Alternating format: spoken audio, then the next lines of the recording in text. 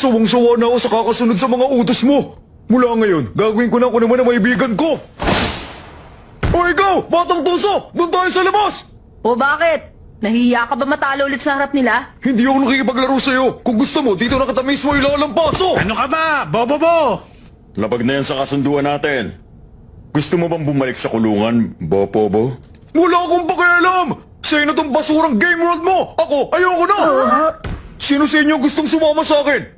Kung magsasani puwersa tayo, mapapabagsak din natin ang pasikat na yan! Tapos pwede tayo sumakay dun sa barko para makalis na rin sa sinumpang islang ito!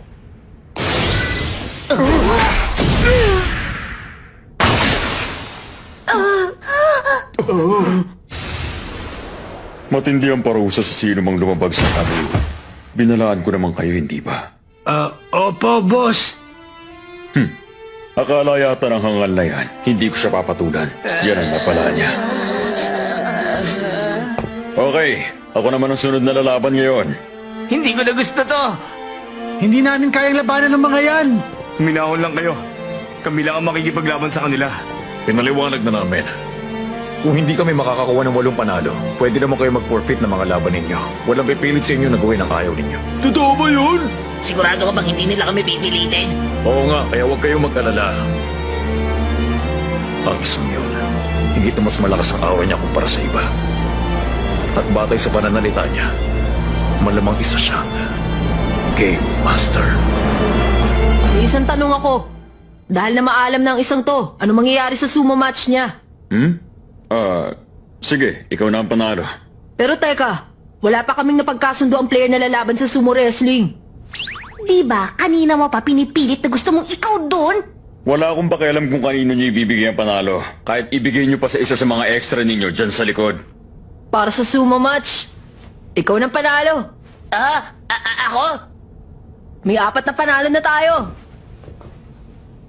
Ngayon, baguhin natin ang konti ang lineup. Mag 8-on-8 game na lang tayo. Ng dodgeball.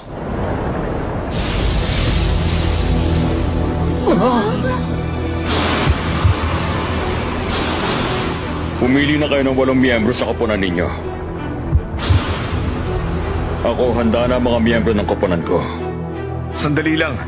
Paano ang scoring sa larong ito? Isang panalo lang bawat miyembro, di ba? Oo, isang panalo para sa bawat miyembro. Kaya makakakuha ng 8 panalo ang koponan na magtatagumpay. Simple lang, di ba? Ganito pala ang ginagawa mo. Pag nagdire-diretso na ang panalo namin laban sa mga alagad niya, bigla niya babaguhin ng takbo at babaguhin niya lahat ng mga talo ng mag-isa. Si Resort ang 14 fins. Nen ability pala niyang fins na yon. Hindi ako sangayon dito. Kung anong player ang kailangan lumaban, kakailanganin niyo ng 2 pa. Hindi pa ako nasisiraan ng bait para lumaban sa isang yan. Ayoko na, alis na ako! Pag nagsimula na yung laban, pwede naman kayo magpatama sa bola at... Ano? Magpapatama kami? Nakita mo naman yung nangyari sa isang kasama nila, hindi ba? Hindi kami makakaligtas. Sandali, lilinawin ko lang ang mangyayari. Ordinaryong bola lang ang gagamitin natin. Pero pag may nen, pwede itong maging sinlakas ng nenball na ibinato ko kanina. Isa tong malaking kabaliwan, labas na ako! Pasensya na kayo ha, pero ayoko pang mamatay. Sandali, time out muna. Mag-isip kami kaagad ng paraan. Hindi maganda to. 6 na player lang ang pwede naming ilaban. Kaya mapipilitan kaming pumili na idadagdag mula sa mga duwag na to. Gagawin natin to ng tayo lang. Nakataya dito ang buhay, kaya piliin lang natin yung payag na lumaban. Hindi ba pwedeng 6 na lang kaming sumali sa dodgeball? Nako, pasensya na, hindi ako papayag doon. Kailangan 8 miyembro ang lalahok para sa round na to, kundi mababaliwala ang rules. Yun ang dahilan kaya 15 miyembro ang kailangan bago kami maaaring hamunin.